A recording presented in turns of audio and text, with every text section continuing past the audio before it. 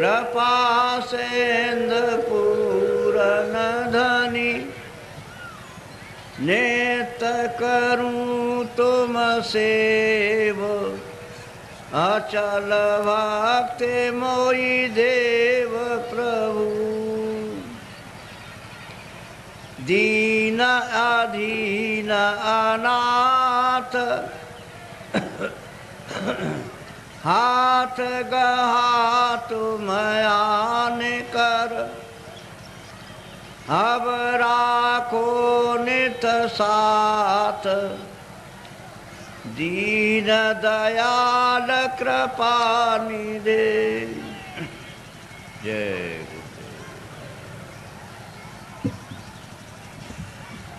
नर नारियों, ये समय बड़े सौभाग्य से कभी कभी किसी को मिलता है, नहीं तो जीवन तो आपका अंधेरे में अज्ञान में व्यतीत हो रहा। दिन में काम करते हो और शाम को घर में बाल बच्चों की सेवा करके सो जाते हो। इतना ही आपका काम और दिन रात का है। इसके आगे ये नहीं सोचना कि मैं कहाँ से आया हूँ और मैं कहाँ जाऊँगा।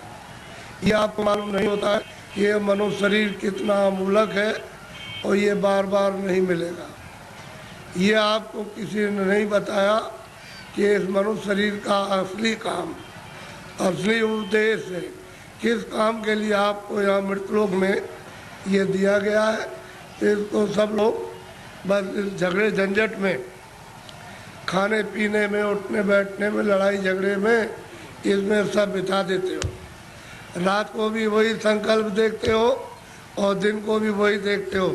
ना आपके हाथ में रात का पड़ेगा और ना आपके हाथ में दिन का पड़ेगा।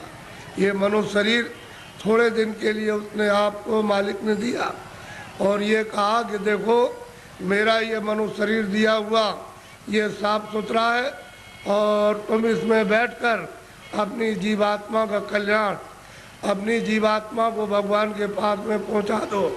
हमारे मकान को गंदा मत करना, मैं तुमको किराए पर देता हूँ, भाड़े पर थोड़े दिन के लिए, समय पूरा होते ही मैं आ जाऊँगा और तुमको मकान से बाहर निकाल कर और मैं अपना मकान ले लूँगा।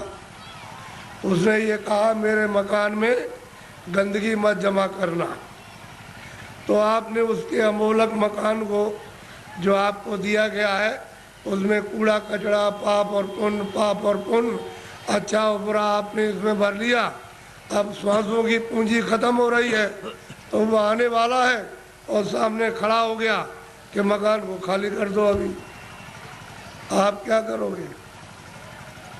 उसके सामने होश उड़ जाएगा, आंखें बंद हो जाएंगी, कान बंद हो जाएंगे, जबान आपके मतलब ये वो भी बंद हो जाएगी, बुद्धि जो है वो पागल हो जाएगी, कहेगा निकलो मकान से।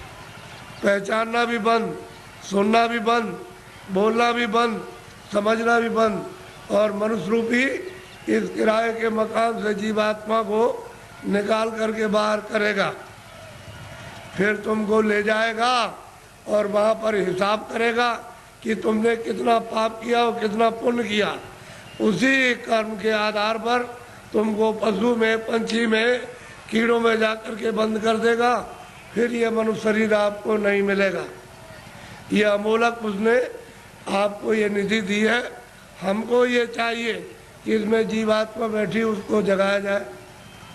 तो आप किसी से रास्ता पूछते नहीं हो, भाई किस रास्ते से भगवान देखा जाएगा, किस रास्ते से मिल जाएगा। कोई रास्ता है मनुष्य रूपी मंदिर में, तो सबके पास भगवान के पहुंचने का रास्ता मनुष्य रूपी मंदिर में, कहीं बाहर नहीं है कि तुम पूरब में जाओ, पश्चिम में जाओ, उत्तर में जाओ। तुम्हारे मनुष्य मकान में उसके पाने का, देखने का, दर्शन का और जीव को यानी मतलब ये है कि पार करने का इसी से रास्ता। तो तुम किसी जानकार के पास जाते हो, उससे पूछते कि भाई भगवान के मिलने का कोई रास्ता है, तो वो बता देता आपको और फिर कहता कि देखो ये रास्ता है, इससे चलो। तो देवी और देवता और भगवान और ब्रह्मा और विष्णु महादेव और ईश्वर और ब्रह्म सब मिल जाएंगे, तो आप तो दिन भर इस काम में लगे रहते हो। दिन गया धंधे में, रात गई सोई। हीरा जलम अमोल था, कौड़ी बदले जाए। क्या आपने कर दिया मनुष्य शरीर पाकर, क्योंकि ये तो अमोलक मनुष्य शरीर है। सारे संसार की दौलत को एक जगह रख दिया जाए और इसकी आरती की जाए कि हमको फिर से मनुष्य शरीर ये खड़ा कर दो, दे दो, इसमें जीवात्मा को वापस ले आओ, तो ये धन दौलत नहीं कुछ कर सकता। ऐसा आपको सबको अमोलक मनुष्य शरीर दिया गया, चाहे किसी भी जात का हो, ब्राह्मण हो, क्षत्रिय हो, अर्जन हो, मुसलमान, ईसाई हो। भगवान के पाने का सबको ये अवसर दिया। आप कहोगे हमको भगवान के पाने का अवसर नहीं मिला, तो इससे बढ़कर के और क्या मिलेगा। अब आपको इसमें बैठकर किसी महात्मा की खोज करना है जो भगवान को पा चुका। उसको अगर आपने पा लिया और उसके पास पहुंच गए तो भगवान के पाने की आप में इच्छा जगा देगा, और जब इच्छा जाग जाएगी तो आप कहोगे मुझे रास्ता बताइए, तो रास्ता देगा। फिर आप बैठ कर के मनुष्य रूपी इस मकान में फिर भजन करना।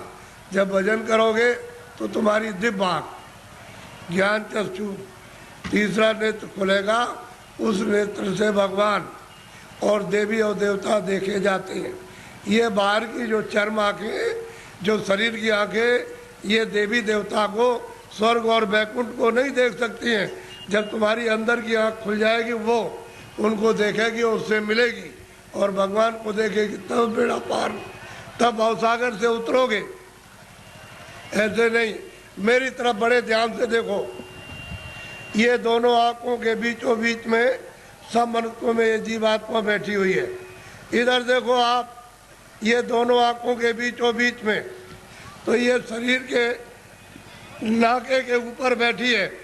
उधर में स्वर्ग का नाका, इधर मनुष्य शरीर का नाका। तो जो आपको यहाँ बैठाया था और आपने ये कहा था कि जिसको पकड़ के आए उसको छोड़ना नहीं, तो आप सुख सुविधा में लग गए और ये संसार के ये काम ये करने लगे, ये देखने लगे, सुनने लगे, और इन पर्दों को ये कहने लगे ये मेरा है, ये बच्चा मेरा है, खेती मेरी है, पेड़ मेरा, और ये मेरा और ये मेरा। तो इस लोभ लालच में, मोह ममता में फंस गए, तो अंदर में मैल जमा हो गया। तो अंदर की तुम्हारी जो जीवात्मा की आँख थी एक, वो तो हो गई बंद।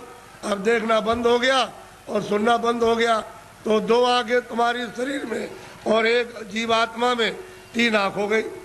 तीन तुम किताबों में देखो, उसमें लिखा हुआ है कि महात्माओं के पास जाओगे तब तीसरी आँख तुमको मिलेगी, और बिना महात्मा के गए हुए तीसरी आँख नहीं।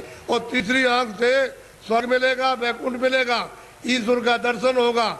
इन चर्म आँखों से देवी देवताओं को आप नहीं देख सकते हो। फिर उन्होंने कहा कि भाई देखो ये जीवात्मा बैठी है, उसमें एक कान है और शरीर में दो कान, तो बाहर के कान बाहर की आवाज़ सुन दे और जीवात्मा का कान भगवान की आवाज़ को सुनेगा। तो तुम्हारे घट घट में, मनुष्य रूपी मकान में घंटे और घड़ियाल, आरती, पूजा 2400 घंटे हो रही है। तुमने कभी अपनी जीवात्मा से उसको सुना और देखा? सो रहे हो, ऐसे ही चले जाओगे। न तो ये जमीन जाएगी, न ये बच्चे जाएंगे, न तुमने सोना चांदी जमा किया वो जाएगा, न कपड़े जाएंगे, ये कुछ भी नहीं, सब छोड़ के और तुमको यहाँ से निकाल कर इसी मकान को उठा करके वहाँ जंगल में